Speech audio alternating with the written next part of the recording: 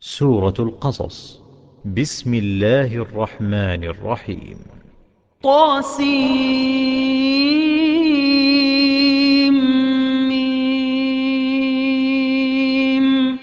تلك آيات الكتاب المبين نتلو عليك من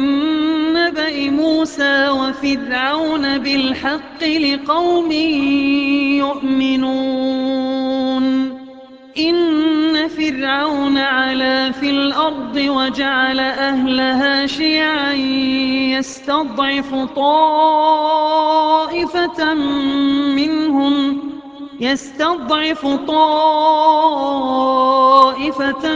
منهم يذبح أبناءهم ويستحيي نساءهم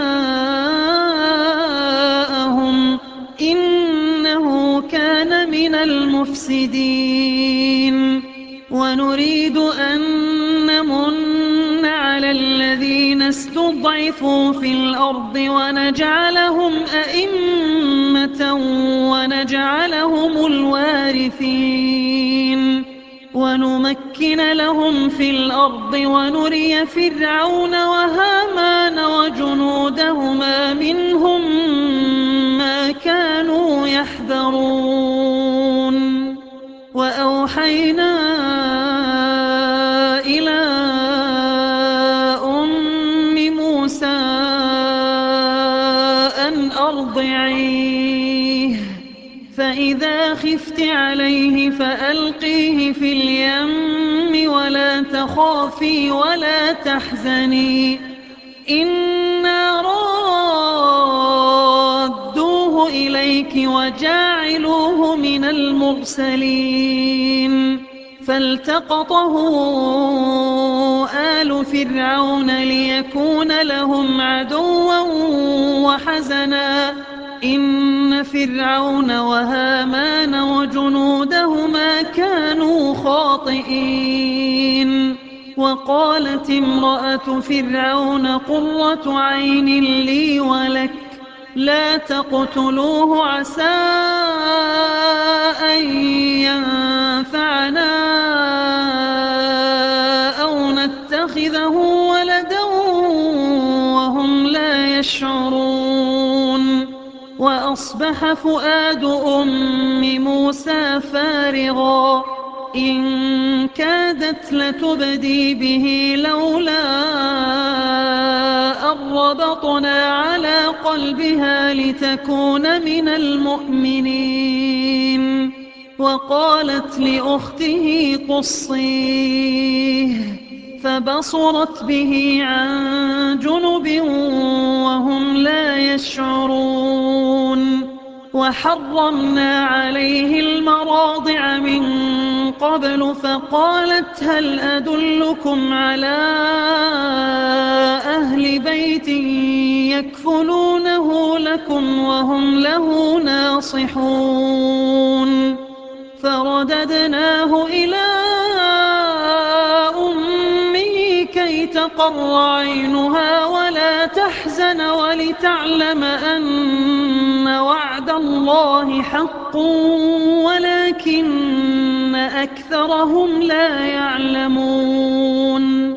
ولما بلغ أشده واستوى آتيناه حكما وعلما وكذلك نجزي المحسنين. ودخل المدينة على حين غفلة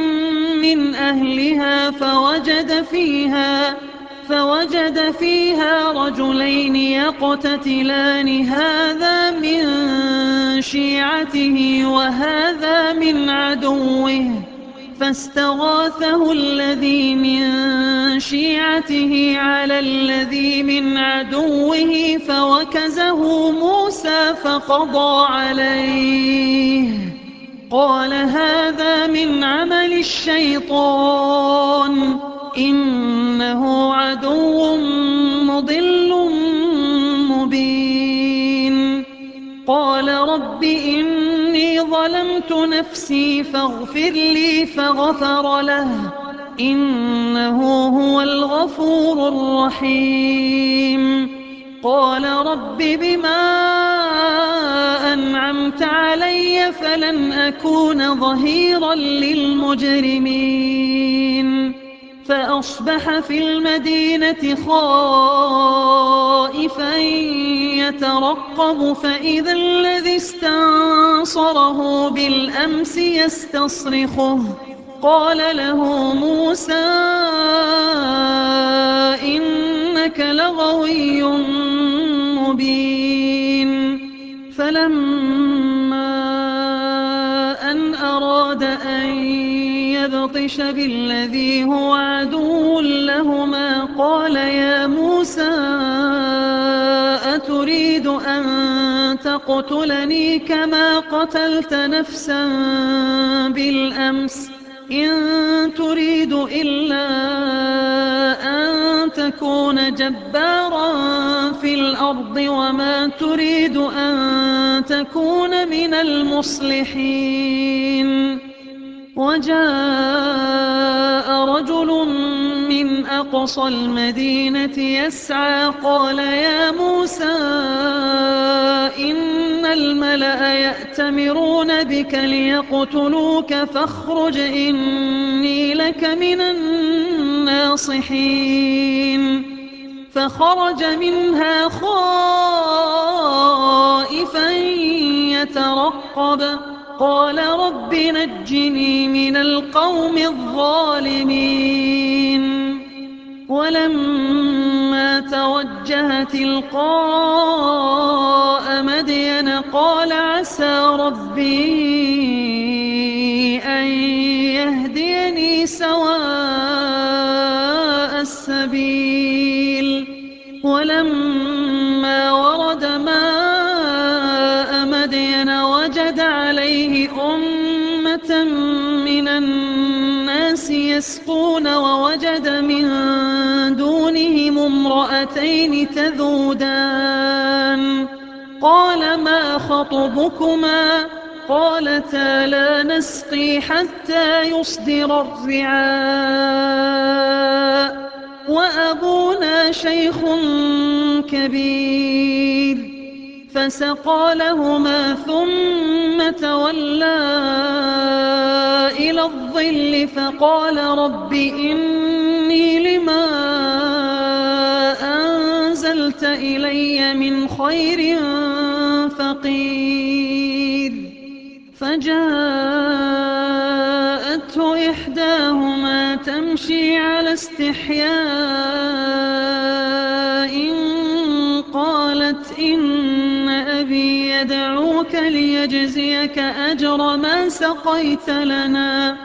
فلما جاءه وقص عليه القصص قال لا تخف نجوت من القوم الظالمين قالت إحداهما يا أبت استأجره إن خير من استأجرت القوي الأمين قال إني أريد أن أنكحك إحدى ابنتي هاتين على أن تأجرني 8 حجج فإن أتممت 10 فمن عندك وما أريد أن أشق عليك ستجدني إن شاء الله من الصالحين قال ذلك بيني وبينك أيما الأجلين قضيت فلا عدوان علي والله على ما نقول وكيل فلما قضى موسى الأجل وسار بأهله آنس من جانب الطور نارا قال لأهلهم كثوا إني آنست نارا لعلي آتيكم منها بخبر أو جذوة من النار لعلكم تصطلون فلما أتاها نودي من شاطئ الوادي الأيمن في البقعة المباركة من الشجرة أن يا موسى إني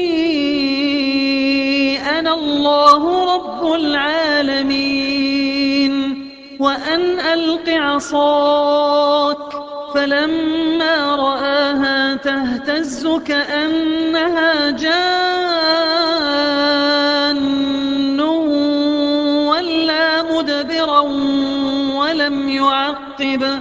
يا موسى أقبل ولا تخف إنك من الآمنين أسلك يدك في جيبك تخرج بيضاء من غير سوء واضمم إليك جناحك من الرهب فذلك برهانان من ربك إلى فرعون وملئه إنهم كانوا قوما فاسقين قال رب إني قتلت منهم نفسا فأخاف أن يقتلون وأخي هارون هو أفصح مني لسانا فأرسله معي يرد أن يصدقني إني أخاف أن يكذبون قال سنشد عضدك بأخيك ونجعل لكما سلطانا فلا يصلون إليكما بآياتنا أنتما ومن اتبعكما الغالبون فلما جاءهم موسى بآياتنا بينات قالوا ما هذا إلا سحر مفترى وما سمعنا بهذا في آبائنا الأولين وقال موسى ربي أعلم بمن جاء بالهدى من عنده ومن تكون له عاقبة الدار إنه لا يفلح الظالمون وقال فرعون يا أيها الملأ ما علمت لكم من إله غيري فأوقد لي يا هامان على الطين فاجعل لي صرحا لعلي أطلع إلى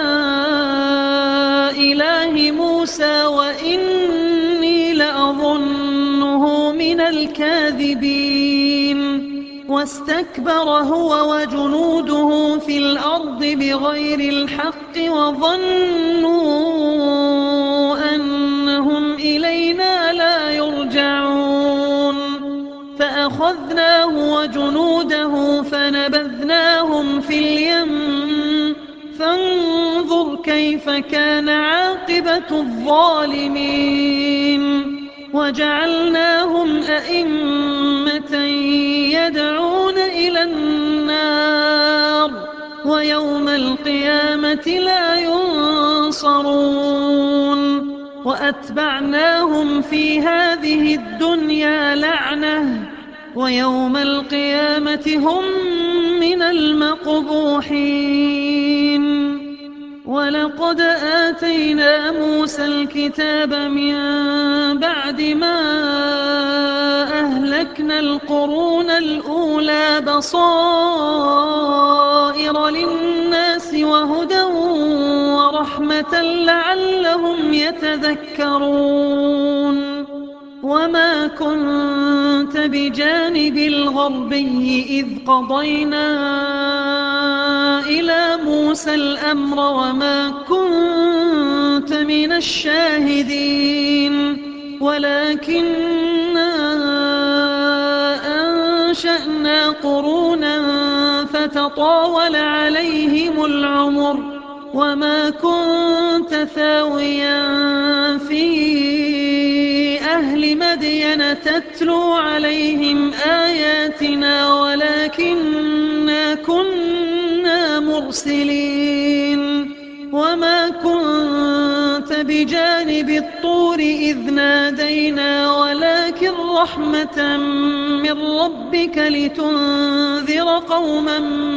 ما أتاهم من نذير من قبلك لعلهم يتذكرون ولولا أن تصيبهم مصيبة بما قدمت أيديهم فيقولوا ربنا لولا أرسلت إلينا رسولا فنتبع آياتك ونكون من المؤمنين فلما جاءهم الحق من عندنا قالوا لولا أوتي مثل ما أوتي موسى أولم يكفروا بما أوتي موسى من قبل قالوا سحران تظاهرا وقالوا إنا بكل كافرون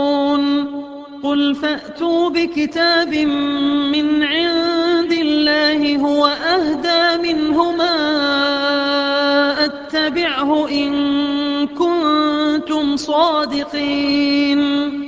فإن لم يستجيبوا لك فاعلم أنما يتبعون أهواءهم ومن أضل ممن اتبع هواه بغير هدى من الله إن الله لا يهدي القوم الظالمين ولقد وصلنا لهم القول لعلهم يتذكرون الذين آتيناهم الكتاب من قبله هم به يؤمنون وإذا يتلى عليهم قالوا آمنا به إنه الحق من ربنا إنا كنا من قبله مسلمين أولئك يؤتون أجرهم مرتين بما صبروا ويدرؤون بالحسنة السيئة ومما رزقناهم ينفقون وإذا سمعوا اللغو أعرضوا عنه وقالوا لنا أعمالنا ولكم أعمالكم سلام عليكم لا نبتغي الجاهلين إنك لا تهدي من أحببت ولكن الله يهدي من يشاء وهو أعلم بالمهتدين وقالوا إن نتبع الهدى معك نتخطف من أرضنا أولم نمكن لهم حرما آمنا يجبى إليه ثمرات كل شيء رزقا من لدنا ولكن أكثرهم لا يعلمون وكم أهلكنا من قرية بطرت معيشتها فتلك مساكنهم لم تسكن من بعدهم إلا قليلا وكنا نحن الوارثين وما كان ربك مهلك القرى حتى يبعث في أمها فيها رسولا يتلو عليهم آياتنا وما كنا مهلك القرى إلا وأهلها ظالمون وما أوتيتم من شيء فمتاع الحياة الدنيا وزينتها وما عند الله خير وأبقى أفلا تعقلون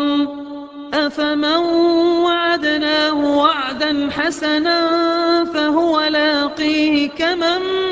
متعناه متاع الحياة الدنيا ثم هو يوم القيامة من المحضرين ويوم يناديهم فيقول أين شركائي الذين كنتم تزعمون قال الذين حق عليهم القول ربنا هؤلاء الذين أغويناهم كما غوينا تبرأنا إليك ما كانوا إيانا يعبدون وقيل ادعوا شركاءكم فدعوهم فلم يستجيبوا لهم ورأوا العذاب لو أنهم كانوا يهتدون ويوم يناديهم فيقول ماذا أجبتم المرسلين فعميت عليهم الأنباء يومئذ فهم لا يتساءلون فأما من تاب وآمن وعمل صالحا فعسى أن يكون من المفلحين وربك يخلق ما يشاء ويختار ما كان لهم الخيرة سبحان الله وتعالى عما يشركون وربك يعلم ما تكن صدورهم وما يعلنون وهو الله لا إله إلا هو له الحمد في الأولى والآخرة وله الحكم وإليه ترجعون قل أرأيتم إن جعل الله عليكم الليل سرمدا إلى يوم القيامة من إله غير الله يأتيكم بضياء أفلا تسمعون قل أرأيتم إن جعل الله عليكم النهار سرمدا إلى يوم القيامة من إله غير الله يأتيكم بليل تسكنون فيه أفلا تبصرون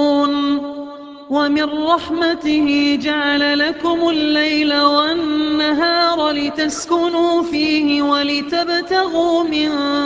فضله ولعلكم تشكرون ويوم يناديهم فيقول أين شركائي الذين كنتم تزعمون ونزعنا من كل أمة شهيدا فقلنا هاتوا برهانكم فعلموا أن الحق لله وضل عنهم ما كانوا يفترون إن قارون كان من قوم موسى فبغى عليهم وآتيناه من الكنوز ما إن مفاتحه لتنوء وَأُولُو بِالْعُصْبَةِ أُولِي الْقُوَّةِ إِذْ قَالَ لَهُ قَوْمُهُ لَا تَفْرَحْ إِنَّ اللَّهَ لَا يُحِبُّ الْفَرِحِينَ وَابْتَغِ فِيمَا آتَاكَ اللَّهُ الدَّارَ الْآخِرَةَ وَلَا تَنسَ نَصِيبَكَ مِنَ الدُّنْيَا وَأَحْسِنْ كَمَا أَحْسَنَ اللَّهُ إِلَيْكَ وَلَا تَبْغِ الْفَسَادَ فِي الْأَرْضِ إِنَّ اللَّهَ لَا يُحِبُّ الْمُفْسِدِينَ قَالَ إِنَّمَا أُوتِيتُهُ عَلَى عِلْمٍ عِندِي أَوَلَمْ يَعْلَمْ أَنَّ اللَّهَ قَدْ أَهْلَكَ مِن قَبْلِهِ مِنَ الْقُرُونِ مَنْ هُوَ أَشَدُّ مِنْهُ قُوَّةً وَأَكْثَرُ جَمْعًا وَلَا يُسْأَلُ عَن ذُنُوبِهِمُ الْمُجْرِمُونَ فخرج على قومه في زينته قال الذين يريدون الحياة الدنيا يا ليت لنا مثل ما أوتي قارون إنه لذو حظ عظيم وقال الذين أوتوا العلم ويلكم ثواب الله خير لمن آمن وعمل صالحا ولا يلقاها إلا الصابرون فخسفنا به وبداره الأرض فما كان له من فئة ينصرونه من دون الله وما كان من المنتصرين وأصبح الذين تمنوا مكانه بالأمس يقولون ويكأن الله يبسط الرزق لمن يشاء من عباده ويقدر لولا أمن الله علينا لخسف بنا ويكأنه لا يفلح الكافرون تلك الدار الآخرة نجعلها للذين لا يريدون علوا في الأرض ولا فسادا والعاقبة للمتقين من جاء بالحسنة فله خير منها